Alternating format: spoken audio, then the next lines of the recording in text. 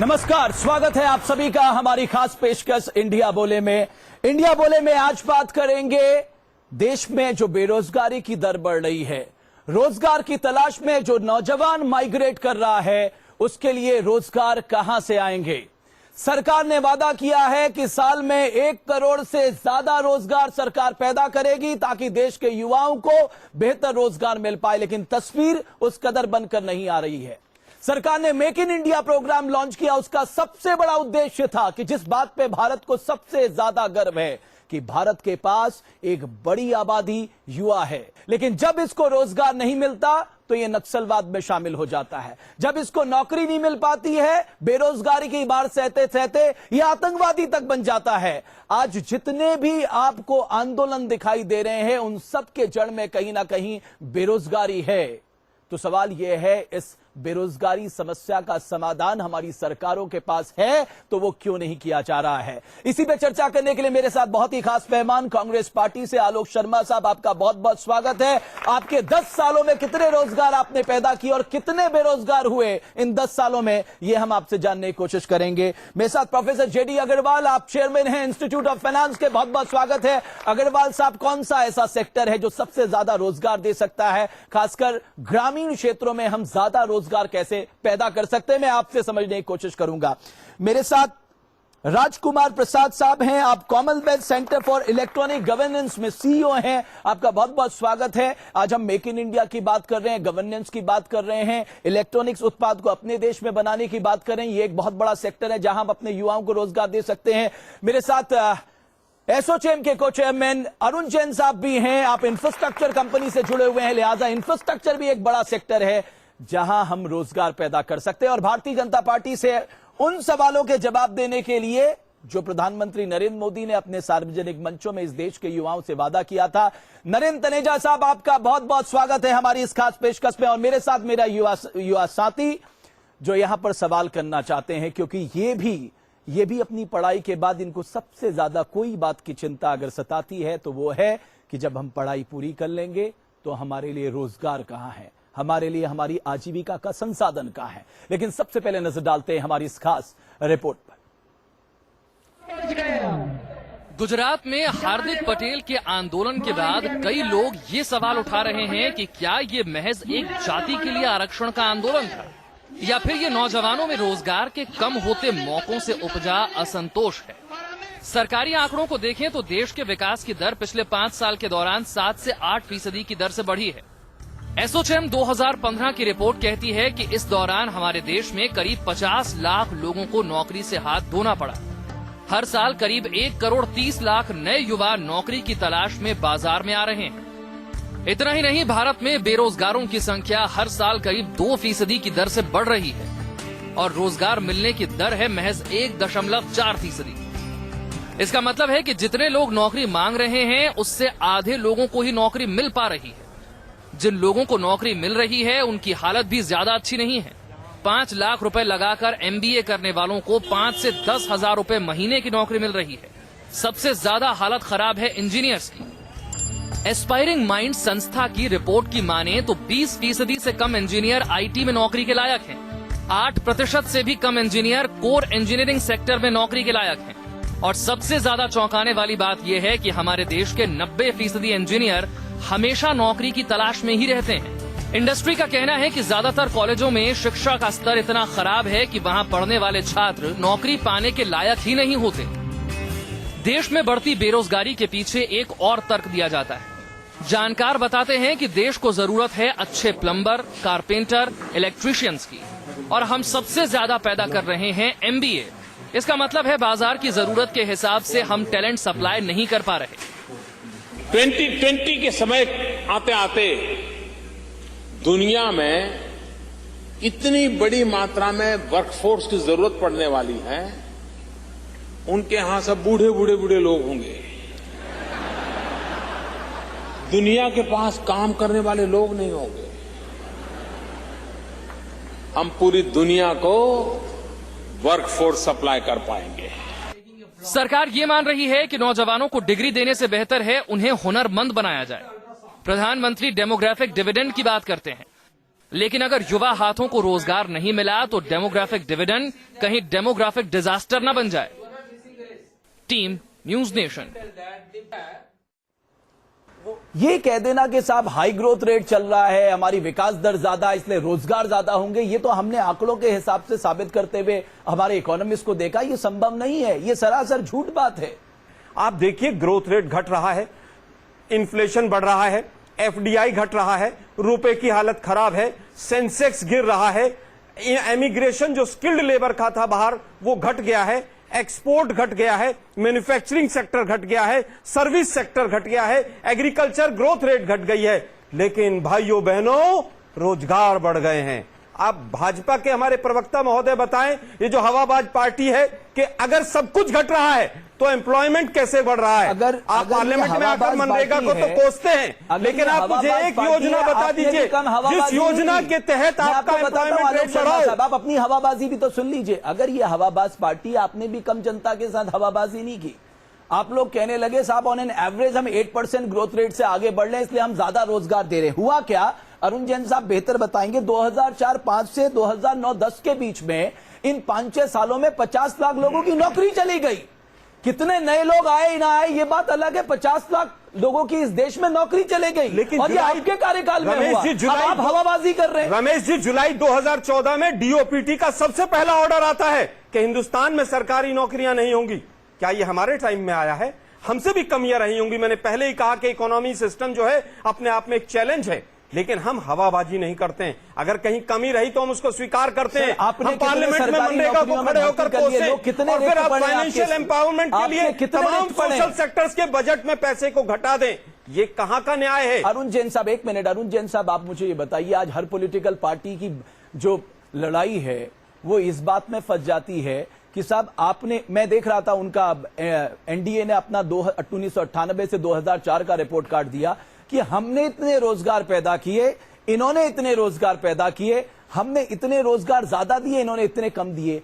ये देश का युवा इतना स्पिरिट युवा है, इतनी एस्पिरेशन है इसमें, ये इन बातों को सुनने के लिए आज तैयार नहीं है। उसको तो आप ठोस रोजगार दीजिए ना, ताकि वो अपनी लाइवलीहुड चला सके। रमेश जी, मैं आपको बेसिक जेनेसिस बताता हूं जो ना तो एनडीए समझ पाई है ना यूपीए समझ पाई है, क्योंकि हम एक एसोसिएशन है इंडस्ट्री के, तो हम बिल्कुल स्ट्रेट बात बोलेंगे जो आदमी के दिमाग में उतरे। हिंदुस्तान के अंदर सिर्फ 20% जो इंडस्ट्री और जो बड़े रोजगार के क्षेत्र हैं वो सिर्फ 20% एम्प्लॉय करते हैं। जो 80% प्रोडक्शन देते हैं, 80% प्रोडक्शन सिर्फ 20% लोगों से आती है, जो हम बोलते हैं फॉर्मल सेक्टर्स। आप अगर 1,30,00,000 आदमियों को हर साल धकेल रहे हैं नौकरी के लिए, वो 80% को झेलेंगे। और हम लोग जब बात करते हैं, 15 आदमी खरबपतियों को बिठा लिया और उनसे पूछते हैं साहब बताओ कैसे इंप्लॉयमेंट जनरेट करें, अरे वो क्या बताएंगे? 80% नहीं है वो। हिंदुस्तान के अंदर 52.5%, 52.5% सेल्फ एम्प्लॉयड लोग हैं। आपका एग्रीकल्चर के अंदर 53% एम्प्लॉयमेंट है। आज आपको बड़ा ताज्जुब होगा ये बात सुन के। हमारे जो मेजर सेक्टर्स हैं एम्प्लॉयमेंट के, वो है टेक्सटाइल, जेम, बिल्कुल आपके जो छोटे रोजगार हैं इंजीनियरिंग गुड्स के, यानी जो वहां पे आप उन लोगों को नहीं बैठाते हैं। आपका भाव समझ गया। ये जो छोटे और मझोले उद्योग है, इन पे आप ज्यादा केंद्रित करिए। बड़ी बड़ी इंडस्ट्रीज तो लगे, अपने आप लगे, उसके अंदर हम लोग कोई उपाय नहीं खोजते हैं। प्रोफेसर जेडी अग्रवाल, मैं आपसे समझना चाहूंगा सर, ऐसा नहीं कि हमारी सरकारों को मालूम नहीं है कि कौन से सेक्टर में हम कितने लोगों को आने वाले समय में एम्प्लॉयमेंट दे सकते हैं, बशर्ते है कि हम उन क्षेत्रों में ध्यान तो दें। कि एम भगवती की रिपोर्ट के हिसाब से सरकार हर संभव प्रयत्न कर रही है कि किस प्रकार से अधिक एम्प्लॉयमेंट जनरेट किया जाए और अनएम्प्लॉयमेंट रेट को कम किया जाए। अगर पिछले 15-20 साल के डाटा को देखा जाए तो साफ पता लगता है कि 2008, 9, 10 के अंदर अनएम्प्लॉयमेंट रेट सबसे कम था, जो कि अबाउट 7 से 8% था। लेकिन 2010 के बाद से अनएम्प्लॉयमेंट रेट बढ़ता चला गया और इस समय जो लेटेस्ट सिचुएशन है वो अर्थात 11% के आसपास पहुंच गई है। हमारी इकोनॉमी में 2008 ये हमारी इकोनॉमिक सिचुएशन है। दूसरी चीज ये है कि अगर हम ये देखें, जो 3 सेक्टर्स इकोनॉमी के हैं, एक है एग्रीकल्चर, फॉरेस्ट्री, सेल्फ एम्प्लॉयमेंट, उसमें 49% लोग अप्रोक्सीमेटली एम्प्लॉयड हैं। और उसमें जो सबसे बड़ी समस्या है कि ज्यादातर काम ऐसे हैं जो कि सीजनल हैं, जैसे शुगर इंडस्ट्री है उसमें सीजनल एम्प्लॉयमेंट है, एग्रीकल्चर है सीजनल है, 3, 4, 6 महीने तक लोग काम कर पाते हैं। इसी प्रकार से इंडस्ट्री 27% लोगों को एम्प्लॉय किए हुए है ऑर्गेनाइज सेक्टर में, और ऑर्गेनाइज सेक्टर में 11 या 11 से ज्यादा लोग जिसमें एम्प्लॉयड हैं उसको हम ऑर्गेनाइज सेक्टर कहते हैं। सर्विसेज जो सेक्टर है वो 24% के करीब है। इसी प्रकार से अगर हम स्टेट वाइज एनालिसिस करें तो हमें पता लगता है कि हर स्टेट में अनएम्प्लॉयमेंट का रेट डिफरेंट है। प्रोफेसर ऐसी सिचुएशन के अंदर देखने की बात है कि आज मैन्युफैक्चरिंग में कितना रोजगार है, एग्रीकल्चर में कितना है, सर्विस सेक्टर में कितना है। मेरा बुनियादी सवाल इस देश के सियासतदानों से यह है कि साहब बताइए आपकी प्लानिंग क्या है कि आप इतनी बड़ी जो आबादी रोजगार ढूंढने के लिए बाजार में उतर रही है उनके लिए किन किन सेक्टरों में आपके पास रोजगार है। मैं कुछ पलों के रुक रहा हूं, प्रसाद साहब मैं आपसे जानने की कोशिश करूंगा। नरेंद्र तनेजा साहब भी हमारे साथ बने हुए, हमारे युवा साथी भी कुछ सवाल करना चाहते हैं। हम जल्द हाजिर होते हैं, कहीं मत जाइए।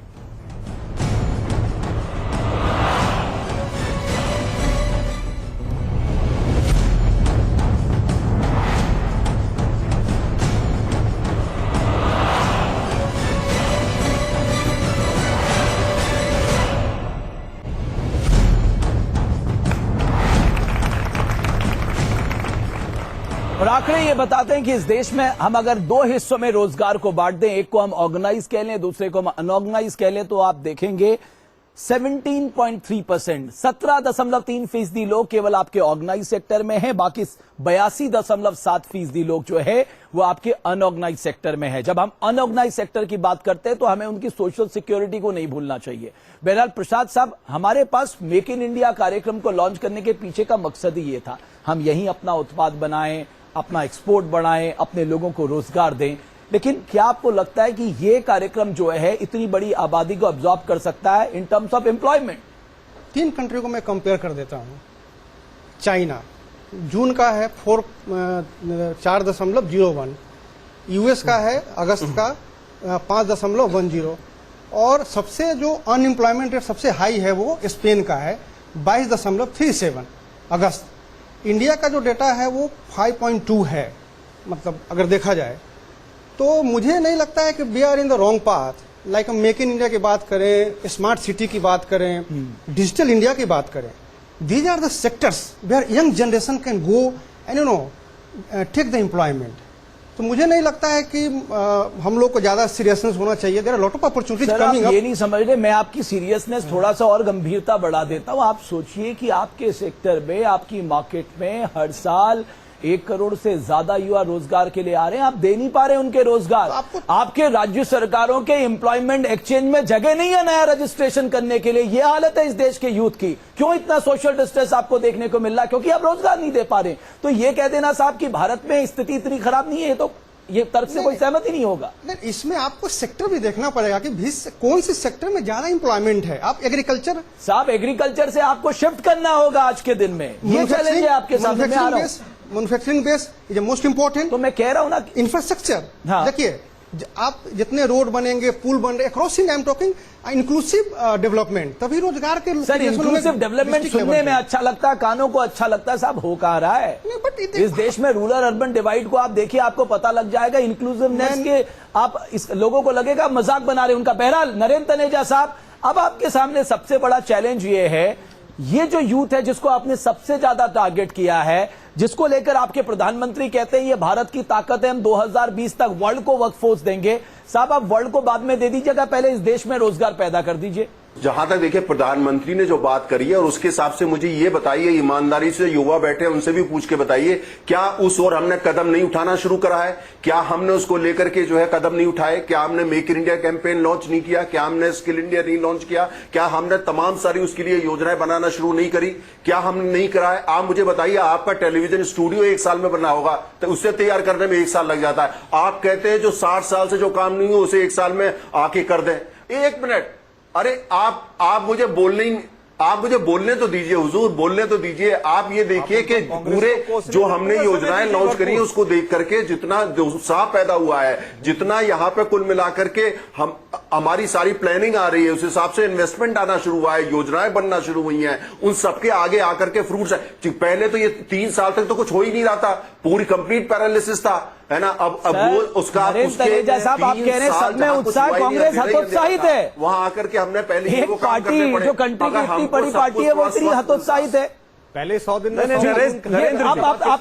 जवाब कांग्रेस पार्टी दे रही। आलोक शर्मा साहब बहुत जल्दी जवाब उत्तर देना चाहूंगा। सवाल करना चाहता हूं। आपने कहा स्किल डेवलपमेंट, अरे भाई 1 करोड़ लोग आज भी डेवलप्ड हैं स्किल से और विदेशों में काम कर रहे हैं। मोदी जी अहमदाबाद से नहीं लाए थे उनको।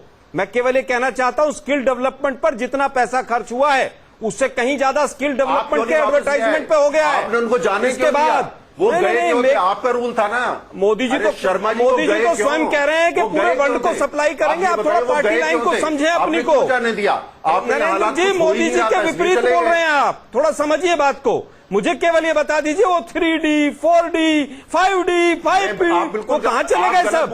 आप कह रहे हैं मेक इन इंडिया ले आए, हम तमाम तरह की योजनाएं ले आए, उसके बावजूद ग्रोथ रेट क्यों गिर गई? उसके बावजूद अनएम्प्लॉयमेंट रेट क्यों बढ़ गई? आप कहते हैं कि न्यूज नेशन का स्टूडियो 1 साल में बना होगा। हम केवल ये कह रहे हो आदर्श ग्राम योजना आई थी, वो कौन से बस्ते में, ठंडे बस्ते में चली गई? हम केवल आपसे ये पूछना चाहते हैं मराठवाड़ा में पिछले 2 महीने में 131 किसानों ने खुदकुशी की है और आप क्या कह रहे हैं कि साहब मोदी जी आ गए हैं, बस अब कुछ नहीं, मोदी जी आ गए हैं। मैं केवल ये पूछना चाहता हूं हमारे देश के अंदर 71,000 प्री डिग्री कॉलेज हैं, 1 लाख के करीब ITI हैं। क्या मोदी जी अपने मामा के घर से लाए थे सब? आप मुझे बता दीजिए 40% पॉपुलेशन यूपी बिहार और वेस्ट बंगाल में रहती है। एक इंडस्ट्री अगर आई हो तो आप बताइए। आलोक शर्मा साहब आपका जवाब मिल जाएगा। कुछ हमारे साथी साहब आपको रोजगार इन्हीं लोगों को देना है, इनकी दशा क्या है, ये क्या भविष्य को लेके कितने उत्साहित है, क्या इनको विश्वास है ये मार्केट पे आएंगे, इनको रोजगार मिल जाएगा? आप में से कोई कुछ पूछना चाहता है? जी जी तनेजा सर, मेरा क्वेश्चन आपसे है। सर, इलेक्शंस के टाइम आपकी सरकार कई लाखों करोड़ों रुपए एक स्टेट को दे देती है, लेकिन अगर आप वही पैसा किसी सेक्टर में इन्वेस्ट करें तो एम्प्लॉयमेंट का इतना बुरा हाल ना हो। ओके, बहुत अच्छी बात आपने कही है। ये लुभाने की, जो वोटर्स को लुभाने की बातें हैं। जी मैम। आप दोनों लोग कह रहे हैं कि हर कोई चाहता है कि एम्प्लॉयमेंट बढ़े। अगर यही इतने दिनों से आप लोग हैं तो अभी तक ये बढ़ क्यों नहीं रहा है? अगर आपकी यही चाह है तो फिर तो अब तक बढ़ जानी चाहिए ना। ओके, कई और लोग भी हैं। जी मैं आ रहा हूं आपके पास। जी सर, जितने आप जो बीजेपी के नेता हैं वो कह रहे हैं कि हम स्किल्ड लोगों को लाएंगे, लेकिन जो ऑलरेडी स्किल्ड पीपल जो बैठे हुए हैं, जैसे बनारस में है, जैसे साउथ इंडिया में तो बुनकर हैं, काश्तकार हैं, तो उनकी कौन सुनेगा? वो आज के टाइम में भी आज उसी गरीबी में जी रहे हैं जहां वो 10 साल पहले तक जी रहे थे। उनकी जी हामिद सर, आज के समय जिस तरीके से आप कह रहे हो कि 1 या 1.5 साल लगेगा, अब 1.5 साल तक वो युवक करे क्या? जिस तरीके से व्यापम घोटाला आ रहा है या फिर और घोटाले निकलते हैं, कोई भी भर्ती होती है उसमें कोई ना कोई मुद्दा निकलता है, तो 1.5 साल के लिए युवक करे तो करे क्या? ये मुझे आपसे जानना है। ओके, उठिए। सर, जिस तरह से इंडिया में स्टार्टअप्स ब्लूम हो रहे हैं, उतनी ही लागत में और उतने ही एफर्ट्स लगाकर एक कॉटेज इंडस्ट्री शुरू की जा सकती है। पर जितनी तेजी से स्टार्टअप्स बढ़ रहे हैं आईटी सेक्टर्स में या किसी और सेक्टर में, कॉटेज इंडस्ट्रीज जो असली एम्प्लॉयमेंट दे सकती हैं वो क्यों नहीं बढ़ रही? ओके, मैं आऊंगा मित्र आपके पास। ये नरेंद्र तनेजा साहब, ये एक बेहतर है। उसके बाद मैं जैन साहब से भी पूछूंगा।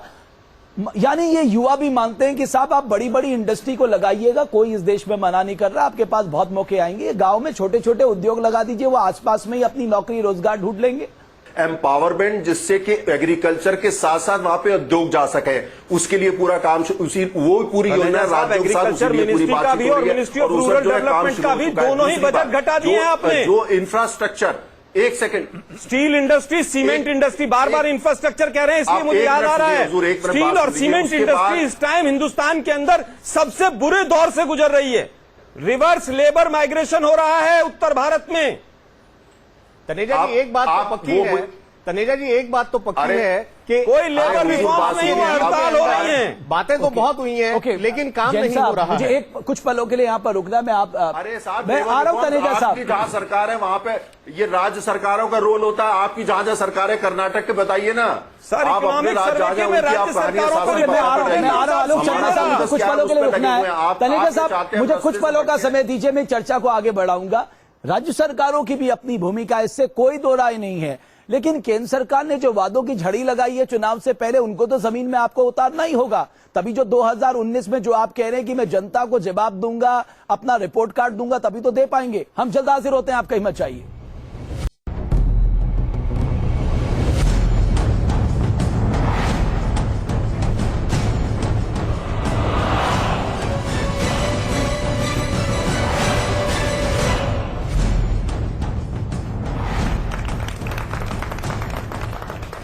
अगर आप गौर से देखिए इस देश के एम्प्लॉयमेंट एक्सचेंजेस का क्या हाल है, अगर आप पश्चिम बंगाल के एम्प्लॉयमेंट एक्सचेंज के हालात देखिए, जो लोग दर्ज कराते हैं वहां पर अपना नाम 76,72,000, उत्तर प्रदेश की बात करें 68,56,000, महाराष्ट्र 38,21,000, तमिलनाडु 79,91,000। और मैं यकीन के साथ कहता हूं अब लोगों ने इन एम्प्लॉयमेंट एक्सचेंज में नाम दर्ज कराना बंद कर दिया होगा, क्योंकि उन्हें मालूम है कि यहां पेंडेंसी बहुत ज्यादा है और लोगों को रोजगार मिलने की कोई संभावना दूर दूर तक नजर नहीं आ रही है।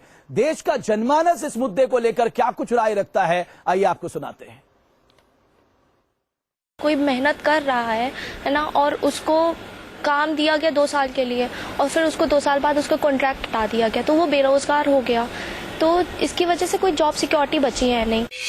कॉन्ट्रैक्ट रहेगा तो एम्प्लॉयज को कुछ सेफ्टी नहीं रहेगा, जब उनका काम पूरा हो जाएगा तो उनको कभी भी निकाला जा सकता है, तो कहीं ना कहीं असंतोष तो जरूर रहेगा। गवर्नमेंट अगर हमें सरकारी जॉब नहीं दे सकती तो चलो अच्छा है, कॉन्ट्रैक्ट पे तो दे रही है, कुछ ना सही से कुछ सही। अपने एजुकेशन की तरफ से, प्रोफाइल की तरफ से जॉब नहीं अच्छी तरह से मिल रही, बहुत से जगह पे अनएम्प्लॉयमेंट है, कॉन्ट्रैक्ट बेसिस पे जॉब मिल रहे हैं और कुछ ही जॉब की सिक्योरिटी नहीं है। फ्यूचर में गवर्नमेंट की वर्किंग को देख के लग रहा है कि इसमें सुधार बिल्कुल मिलेगा। असंतोष तो जरूर फैलेगा, बिकॉज गवर्नमेंट के जॉब्स है वो इजीली नहीं मिलते हैं। 3 साल ट्राई करो, 4 साल ट्राई करो, जैसे कि अभी रेलवे में है, रेलवे के मेरी फ्रेंड ने लास्ट टाइम भी ट्राई किया था बट अभी तक कुछ हुआ नहीं है। 7 से 8 साल हो गए। जो एक नॉर्मल आदमी है उसके लिए बहुत ही सेटिस्फैक्टरी काम करना हो चुका है, वो अपनी जिंदगी से खुश नहीं है क्योंकि उसको उस हिसाब से अपॉर्चुनिटीज नहीं मिल रही हैं। शहर केंद्रीय अर्थव्यवस्था जो बढ़ती जा रही है, लगातार गांवों से पलायन हो रहा है शहर की ओर, इससे सबसे बड़ा असर हमारे कृषि उत्पादों पर पड़ रहा है, जो हमारी मूलभूत आवश्यकताएं हैं। JNU में पढ़ने जाते हैं, दिल्ली यूनिवर्सिटी में पढ़ने जाते हैं, वो पढ़ करके जब बेरोजगार होते हैं तो उस स्थिति में उनके पास कोई कार्य नहीं बचता सिवाय हिंसा फैलाने के। हिंसा फैला करके ही वो अपने रोजी रोटी का इंतजाम करने के कदम में आगे बढ़ते हैं। एम्प्लॉयमेंट अभी ग्रॉस डोमेस्टिक प्रोडक्ट का तुरंत जॉब्स पर या जॉब क्रिएशन पर प्रभाव नहीं पड़ता है। ये एक लॉन्ग टर्म इसका स्पिल ओवर प्रभाव होता है, वो इतने कम समय में नहीं देखा जा सकता। सबसे पहले जनसंख्या नियंत्रण पर विशेष ध्यान देना पड़ेगा, क्योंकि अगर हम इस पे ध्यान नहीं देंगे तो अगले 10 से 12 सालों के बाद हम कॉन्ट्रैक्ट बेसिस पर भी रोजगार देने के लायक नहीं बचेंगे। अब सवाल यह है जिनके पास रोजगार है, क्वालिटी ऑफ जॉब्स की क्या स्थिति है। इन्होंने कॉन्ट्रैक्ट लेबर की बात की, ये एक बहुत बड़ी समस्या इस देश के सामने खड़ी हो रही है। लेबर लॉज का खुलेआम उल्लंघन होता है, 10-10, 12-12 घंटे काम कराया जाता है, जितनी पगार देने की बात होती है वो नहीं दी जाती है। जैन साहब, ये एक सबसे बड़ी दिक्कत है। आपने लेबर रिफॉर्म्स नहीं किए, आपने फाइनेंशियल सर, आप लेबर रिफॉर्म से क्या चाहते हैं कि आपकी मर्जी से हो जाए? ये इंडस्ट्री के लिए सोचते हैं सब कुछ आपकी मर्जी से सरकार करेगी। सरकार को लेबर बड़ी इंडस्ट्री के लिए नहीं है, ये आप लोगों की सोच गलत है। ये बड़ी इंडस्ट्री की बात नहीं कर रहा हूं, ये छोटी और मंझोली के लिए मैं बात कर रहा हूं। आप लोग चाहते हैं आपको हायर एंड फायर का मौका मिल जाए। अमिताभ कांत साहब हैं जो सेक्रेटरी हैं, कॉमर्स सेक्रेटरी, उन्होंने 3 दिन पहले बोला कि हमें SME सेक्टर के लिए स्पेशल इंसेंटिव देने चाहिए, इनकम टैक्स खत्म कर देना चाहिए, इंस्पेक्टर राज खत्म कर देना चाहिए। क्या ये लाजमी नहीं है? अगर आपके इतने बड़े तादाद में इंजीनियर नौकरी ढूंढ रहे हैं तो इसका मतलब आपके सिस्टम के बारे में आपको दोबारा विचार करना होगा कि मार्केट की डिमांड क्या है, उस हिसाब से आप मार्केट को सप्लाई करिए। 55 साल से अधिक कांग्रेस पार्टी ने या गैर कांग्रेस ने राज्य किया है इस देश के ऊपर। क्या था अनएम्प्लॉयमेंट की situation? It was a terribly bad state of affairs in this country. Education level was very poor. 50, 52, 53% लोगों को एजुकेशन मिलती थी। आज हम कह रहे हैं कि एजुकेशन का लेवल गिरा है। एजुकेशन ही नहीं थी, एजुकेशन का लेवल तो अब गिरने की बात कहाँ है? इस समय एजुकेशन का लेवल ऊपर जा रहा है, एजुकेटेड यूथ अधिक हैं। पहले लोगों को जॉब नहीं मिलती थी तो घर में चुपचाप बैठ जाते थे, बोलने की आवाज ही नहीं थी उनको। इस समय यूथ को कॉलेज जाने के लिए एक अपॉर्चुनिटी है, चाहे वो प्राइवेट इंस्टीट्यूशंस हैं। इंडस्ट्री ने 1987, 88, 89 में इतनी सारी डिमांड्स की, वो सारी डिमांड भारत सरकार ने, कांग्रेस सरकार ने, मनमोहन सिंह गवर्नमेंट ने मानी। प्रश्न ये है कि किस प्रकार से भारतवर्ष में ये जो यूथ है इसके लिए एम्प्लॉयमेंट जनरेट किया जाए। उसके लिए एम भगवती की रिपोर्ट आई, उसको कांग्रेस सरकार ने, यूपीए सरकार ने अडॉप्ट करने का प्रयत्न किया। पिछली अगर 5 ईयर प्लान्स को देखें, 5 करोड़ जॉब्स क्रिएट करने की बात थी प्लान में। ओके, प्रसाद मतलब साहब। 1 करोड़ जॉब हर साल जी, तो 1 करोड़ जॉब किस प्रकार से क्रिएट किए जा सकते हैं? ओके, प्रसाद साहब, मैं सिर्फ आपसे ये समझना चाहता हूं, आप मुझे आइडेंटिफाई कर सकते हैं कि साहब ये आने वाले ऐसे सेक्टर हैं जहां पर हमारे जो यूथ हैं इनको अपना ध्यान आकर्षित करना चाहिए? देखिए, मैं 2 चीजें लिंक करूंगा, क्योंकि मैं कोई पार्टी या पॉलिटिक्स की बात यहाँ करने नहीं आया हूँ। एंड ऑफ कोर्स आज जो रेट ऑफ अनएम्प्लॉयमेंट यूथ का है वो 10% है। एजुकेशन सिस्टम में प्रोफेसर साहब ने अच्छा क्वेश्चन उठाया कि इनोवेशन नहीं है। आप डेवलप नेशन की बात करते हैं, चीजें करते हैं यूएस में, अदर कंट्री में, तो हम लोग बहुत खुश होते हैं, वहाँ जॉब एम्प्लॉयमेंट होती है, इनोवेशन। आज हमने देखा है 15-20 साल में, जहां तक मेरी नॉलेज रही, all the top institutes, even private sector, they are not innovative to make employable system after passing the school या कॉलेज। क्या होता है, डिग्री तो मिल जाती है, but we when somebody come and take review, innovation में हम लोग फेल हो जाते हैं। चाहे वो एग्रीकल्चर की बात करें, किसान को भी इनोवेटिव होना चाहिए। आप अपने कॉलेज को इनोवेटिव बनाइए, अपनी यूनिवर्सिटी को इनोवेटिव बनाइए, कौन रोक रहा है? अपने रिसर्च को बढ़ाइए, अपनी टेक्नोलॉजी को अपग्रेड करिए। कौन इस देश में आपको रोक रहा है? सबको मिलकर करना पड़ेगा, इंक्लूसिव एफर्ट्स। सर साहब, इंक्लूसिव तो हमें भी अच्छा लगता, हम कह रहे करेगा कौन? आलोक शर्मा साहब, अब बात स्टेट गवर्नमेंट की भी आती है, तो देखिए ये रिस्पॉन्सिबिलिटी केवल सेंट्रल गवर्नमेंट अपने सर पे ले ले कि सारा रोजगार का ठेका से अब नरेंद्र मोदी अपने सर पे नहीं ले सकते। आपने अभी कहा एजुकेशन लेवल 53% रिजल्ट है, गुजरात के 12वीं के पास परसेंटेज का इस बार। गुजरात के अंदर कॉन्ट्रैक्ट लेबर सबसे ज्यादा है, जो बीजेपी के तमाम प्रवक्ताओं ने गुजरात मॉडल बेच मारा। मैं जानना चाहता हूं, कॉन्ट्रैक्ट मॉडल जो आया था कॉन्ट्रैक्ट लेबर की, उसकी शुरुआत ही गुजरात से मोदी जी के समय में हुई थी। नरेंद्र तनेजा साहब, अब आप जवाब दे सकते हैं। आपको क्वालिटी ऑफ एम्प्लॉयमेंट पे भी ध्यान देना होगा। नहीं सर, एक सवाल और जोड़ देता हूं, गुजरात की एक यूनिवर्सिटी बता दीजिए स्टेट गवर्नमेंट की, जहां दिल्ली से बच्चा पढ़ने जाता हो। गुजरात का एक मेडिकल कॉलेज बता दीजिए जहां दिल्ली से इलाज के लिए कोई जाता हो। आप केवल मार्केटिंग करते हैं।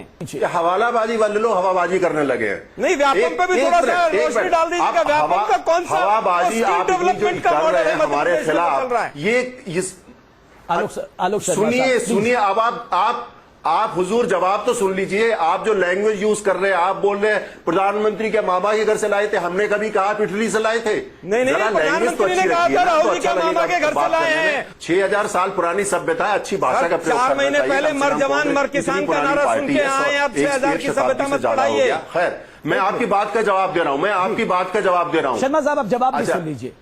मैं आप वो छोड़िए साहब, छोड़िए मैंने, आप असली मुद्दे पे आइए। देखिए, आप लोगों ने जिस हिसाब से पूरी हम देश जानता है, देश के युवा जानते हैं, आप अंदर से आप भी जानते हैं कि क्या क्या जो आप लोगों ने नहीं किया। अब ये राष्ट्रीय विषय है, ये राष्ट्रीय चिंता का विषय है। आप हो, कांग्रेस वाले हो, कोई भी राजनीति, हमको मिलकर काम करना है। हमारे देश में जो हमारे युवा हैं उनके लिए रोजगार पैदा करना है। हमने एग्रीकल्चर को जो रिकास्ट करना है, मॉडर्नाइज करना है। हमने कंस्ट्रक्शन इंडस्ट्री को बूम लाना है, क्योंकि कंस्ट्रक्शन बहुत रोजगार पैदा करता है। हमने टूरिज्म को करना है। इसमें कहां पे कांग्रेस की सरकार है, कहां बीजेपी है? क्या इसको देखेंगे तो हमारे देश के जो युवा जो आपके स्टूडियो में बैठे हैं, हम उनके खिलाफ करेंगे बात, हम उनके इंटरेस्ट के खिलाफ। ये राष्ट्रीय नीति के विषय हैं, ये एनडीए या यूपीए के नहीं है। ये हमारे जो युवा बैठे हैं वो इस बात को जानते हैं कि आप लोगों ने अगर निगलेक्ट ना किया होता तो आज तो हम विकसित देश हो गए होते। आप करते क्या रहे? आपको नरेगा वाला क्यों नहीं पड़ी? आप राजनीति इसमें बंद करिए, हमारा साथ दीजिए, हमारा राजनीति बंद करिए, साथ दीजिए। हमारा जीएसटी यहाँ पे ये जितने यूथ बैठे और यहाँ पे जितने लोग बैठे हैं पैनल पे, ये आपकी लड़ाई सुन के थक गए हैं। आप लोग लड़ना बंद कीजिए। अग्रवाल साहब, बीजेपी के पास आज भी उत्तर नहीं आया। बीजेपी और कांग्रेस का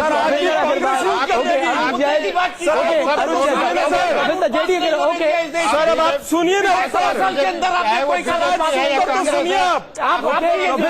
अग्रवाल, अरुण जैन साहब, ये जानना चाहता हूँ प्रोफेसर के रूप में कि इन विद्यार्थियों को जिनको हम पढ़ा करके बड़ा करके मार्केट में भेजते हैं, एम्प्लॉयमेंट जनरेट करने में 68 साल में सारी सरकारें क्यों फेल हुई हैं? ओके, प्रोफेसर जेडी अग्रवाल, आप आलोक शर्मा साहब इसका जवाब दीजिएगा। कुछ और साथी हमारे सवाल करना चाहते हैं, हम जल्द हाजिर होते हैं।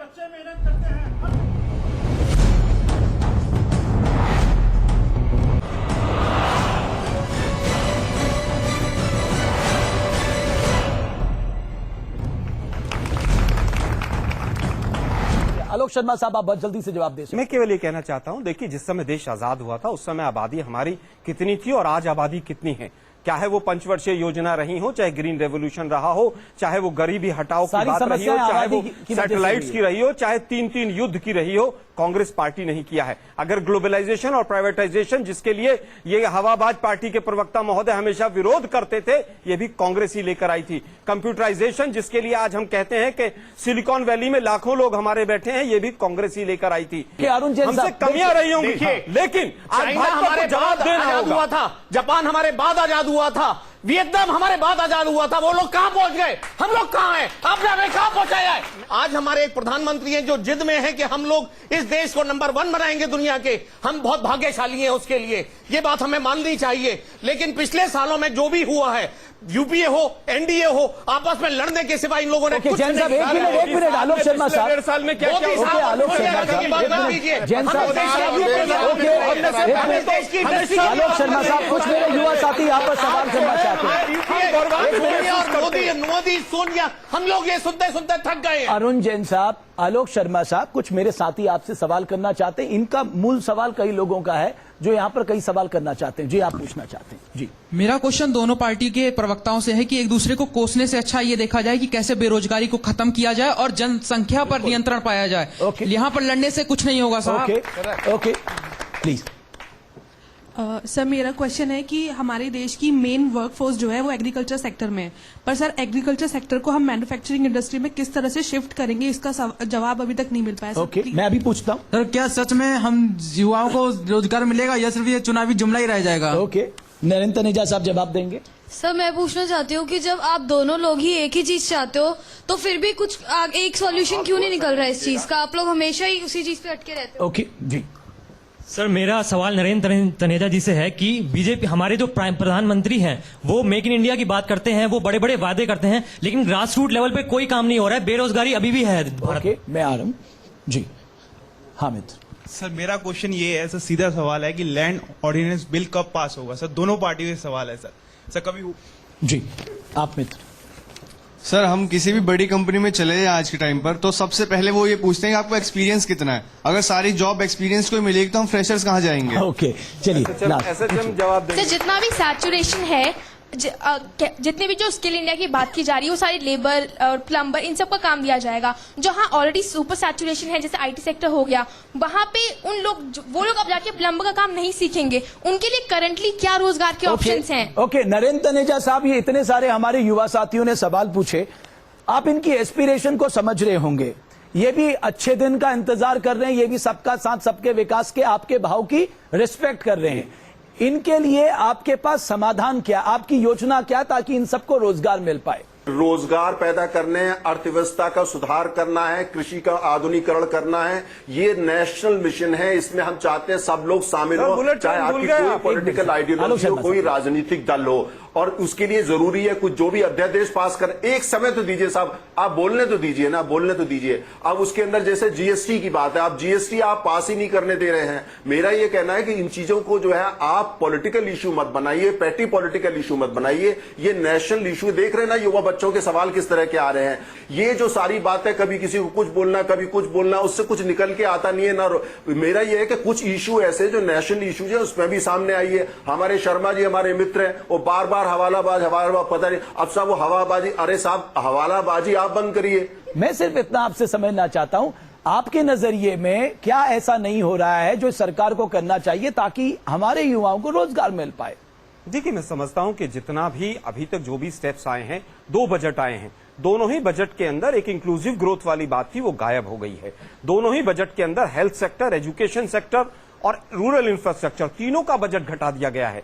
कहीं ना कहीं आप देखिए 2015 का जो इकोनॉमिक सर्वे आया है, service sector versus manufacturing sector पूरा रिफ्लेक्ट हो रहा है। आप लिस्ट बताते रहिए, ये भी करना है, वो भी करना है। अरे भाई, हो क्या रहा है, कर कैसे रहे हैं? आप सब कुछ कर रहे हैं, अगर बहुत अच्छा हो रहा है सब कुछ, उसके बावजूद इकोनॉमिक इंडिकेटर सारे डाउन। तो समय दीजिए ना सर, आप एक साल में सारे इकोनॉमिक इंडिकेटर पूरी तरह से समय है आपके पास। मैं केवल गलत है, ये बायस्ड है।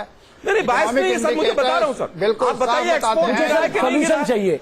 आप मुझे बताइए ओके, शेयर आलोक मार्केट का शर्मा क्या साहब हाल मैंने ले है? लिया। एफडीआई गिरा है कि नहीं? प्रोफेसर जेडी अग्रवाल, अरहर की सोल्यूशन दाल क्या है? 160 एक मिनट रुपए आपके किलो है पास कि नहीं है। है? ओके आलोक शर्मा साहब, professor J D Agarwal. Economic indicators के बारे में जो बात कर रहे हैं वो गलत है, वो बायस्ड है। इकोनॉमिक इंडिकेटर्स क्लियरली दिखाते हैं कि भारतवर्ष एक सुदृढ़ अर्थव्यवस्था है। प्रश्न ये है कि किस प्रकार से बेरोजगारी की समस्या का समाधान किया जा सके। जी, इसके लिए ये बहुत बात जरूरी है कि अगर सरकारें, चाहे वो कोई भी सरकार रही हो, ये सोचे कि हम सब लोगों को, बेरोजगारों को रोजगार दे देंगे। ये सोचना ही गलत है, ये सोच गलत है। कोई भी नीति इस प्रकार से बेरोजगारों को रोजगार नहीं दे सकती। सवाल ये है कि किस प्रकार से नीति का निर्माण किया जा सके कि रोजगार पैदा किए जाएं। इसके साथ साथ किस प्रकार से यूथ को मोटिवेट किया जा सके कि वो रोजगार प्रोवाइड कर सके, एम्प्लॉयमेंट जनरेट कर सके, एंटरप्रेन्योर बन सके। और इसके लिए जरूरी बात है कि सरकार काम करे।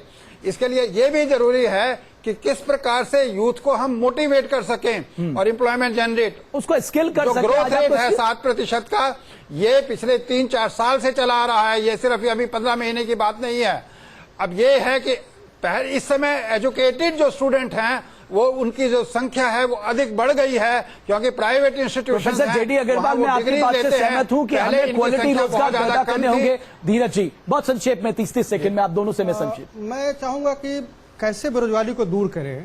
तो अब देखिए, मैं क्रम से जो वर्तमान सरकार है, एक ई कॉमर्स एक बड़ा मार्केट है। अगर गांव तक वो जाएगा तो ना, चलो वहां भी एम्प्लॉयमेंट जनरेट होंगे, लेकिन अभी तक वो सरकार ये नहीं समझ पाई कि वो इंडस्ट्री है कि नहीं है। अभी भी काफी मीटिंग्स होती रहती हैं। ये भी एक बड़ा एम्प्लॉयमेंट का मार्केट है, ई कॉमर्स मार्केट, और बहुत तेजी से बढ़ रहा है। गांव तक, अगर जिला तक पहुंच जाए तो वहां देखिए कुरियर वाले, उसके बाद आपका warehousing, agriculture related thing, तो काफी चीजें हैं। तो प्रोएक्टिव लेना चाहिए। अगर अब भी इस देश के नेता, चाहे वो मोदी साहब हो या सोनिया जी हो, अगर वो अब भी नहीं समझ पाए कि एक 21 साल के लड़के ने 6.5 लाख लोग 3 दिन में इकट्ठे कर दिए, 3.5 दिन के अंदर उसने 6.5 लाख लोग इकट्ठे कर दिए अनएम्प्लॉयमेंट और रोजगार के कोटे के लिए। अगर ये देश के अंदर खतरे की घंटी को नहीं सुन रहे हैं, उसको अभी भी ठीक से नहीं पढ़ पा रहे हैं, तो ये देश की बदकिस्मती होगी। आज से 5 साल बाद यही एसोचैम की रिपोर्ट आप हाथ में लेके घूमोगे और कहोगे कि उस दिन हमने अगर कुछ किया होता तो आज ये दिन देखना नहीं पड़ता। आज अगर पॉलिसी मेकर्स ने आपके कानून नहीं पास होने दिए पार्लियामेंट के अंदर, आपस में ऐसे ही जैसे ये लड़ रहे हैं नरेंद्र तनेजा जी और आलोक शर्मा जी, ऐसे ही लड़ते रहे, तो हम लोगों का इस देश के अंदर कोई भविष्य नहीं है। आप सबका बहुत बहुत शुक्रिया, हमारे युवा साथियों का बहुत बहुत शुक्रिया।